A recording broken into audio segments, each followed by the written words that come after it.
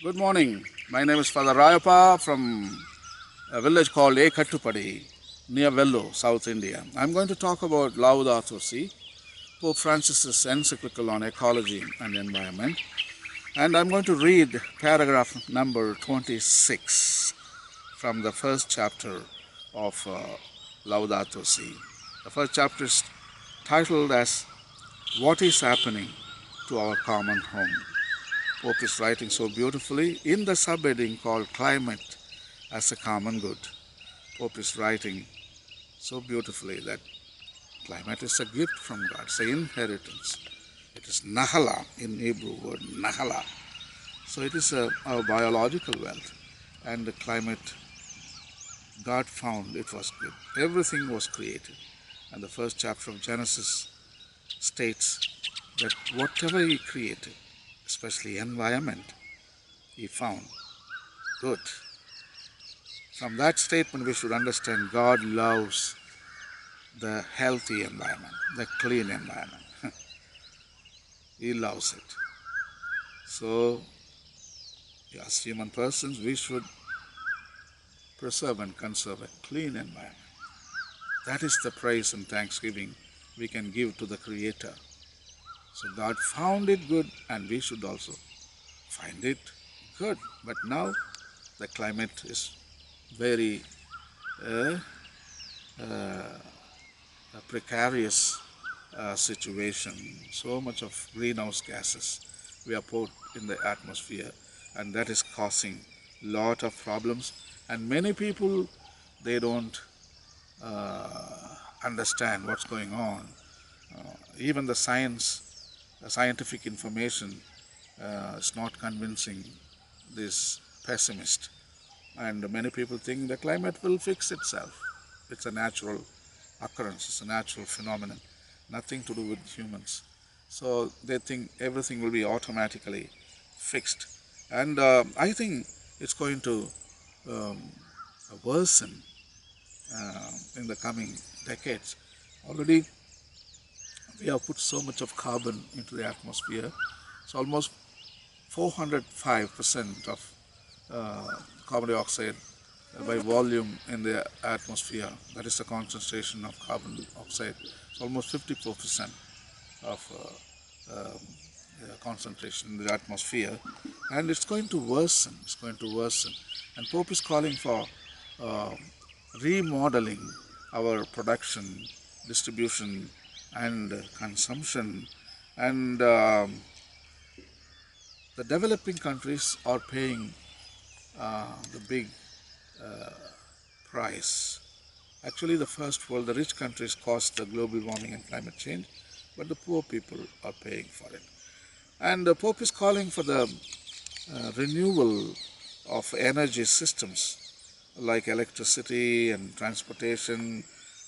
He's calling for the invention of new technology which can be operated on renewable energy. So much of sun, look at that in India and in Saudi Arabia and all Southeast Asian countries, but we don't have solar panels and we are burning coal. That is sad. So much of water in the Western world, and they are burning coal too. They could use the water, hydrothermal energy, green energy. What is making our humans? What's going on? Can't we open our eyes and see? Jesus is telling you, stupid people, why don't you wake up? You know how to interpret the environment and the climate. When the wind is blowing from the west, Jesus says, from the Mediterranean side, you say that rains are coming. When the wind is blowing from the south, which means Sahara Desert, you say summer is coming.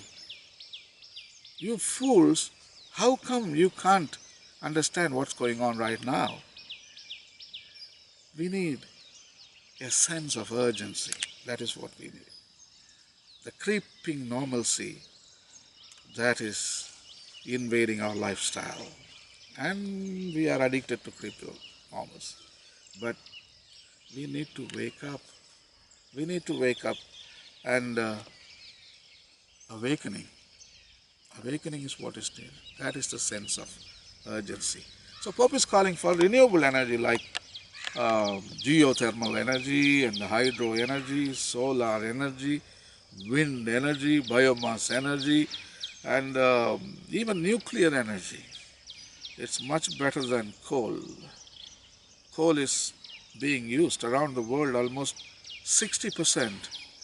And if we could reduce the usage of coal by maybe 30%, maybe we burn coal 30%, we use nuclear energy 10%, and we go for another 20% solar, another 10% wind, hydrothermal, another 20 to 30%, we can achieve. That is what Pope is telling. We will not be polluting Earth. We will not be damaging our environment. Greenhouse gases will be reduced considerably. So that is what Pope is telling in this paragraph. And I'm going to read it for you and then we will discuss a little bit. Okay? Laudato Si, chapter 1, climate as a common good. And paragraph number 26. Pope writes as follows.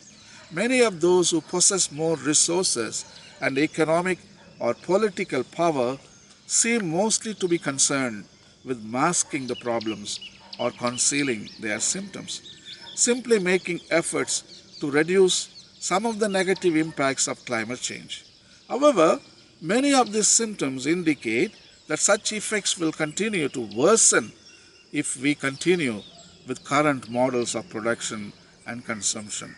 There is an urgent need to develop policies so that in the next few years, the emission of carbon dioxide and other highly polluting gases can be drastically reduced. For example, substituting for fossil fuels and developing sources of renewable energy. Worldwide, there is minimal access to clean and renewable energy. There is still a need to develop adequate storage technologies. Some countries have made considerable progress, although it is far from constituting a significant proportion. Investments have also been made in means of production and transportation which consume less energy and require fewer raw materials, as well as in methods of construction and renovating buildings which improve their energy efficiency. But these good practices are still far from widespread. Yes. So, production of energy, especially renewable energy, is very important. Transportation. We burn so much of diesel and petrol, fossil fuel, polluting our environment. So Pope is calling for a new technology that can reduce considerable greenhouse gases, probably hybrid cars. It's already running on the road. Only one thing, government should subsidize them and then people should be able to buy them because they are very expensive. I mean, they are environmentally good but very expensive. That's why people, they don't buy them. They buy the cheaper version of fossil fuel burning cars. That's why pollution is more. I think United Nations should look into this matter, and also the international politics should do that. So, and also there is hydrogen fuel cell car which runs on water, or some other cars which can run on wind or battery powered. These are all green cars. People can use them at the same time not polluting greenhouse gases. These cars are available some 20 years back. I'm talking about, it's not a new technology. 20 years back, these cars were developed, but they have kept it only for few people. I mean, it should have been widespread. All the people can use them. We should close down the car manufacturing factories which depend on these fossil fuels. We should promote an industry which produces hybrid cars, hydrogen fuel cell cars, battery cars, wind power cars. very sad, isn't it? Very sad. I think 20 years back, it's all available. We could have, by this time, um, promoted around the world. And also, Pope is telling new technology should be employed in construction business and demolishing buildings and maybe energy efficient homes, which means um, you build in such a way that your house is comfortable environmentally and also in the temperature wise. So you maintain in your house always 24, 25 degrees Celsius. That is the way the new technological engineering. So we should bring it to our people around the world. So Laudato Si. So the subheading called climate as a common good. This climate is a common good. Pope argues that we should protect it. And this climate should be good. God found this climate was good in the first chapters of Genesis.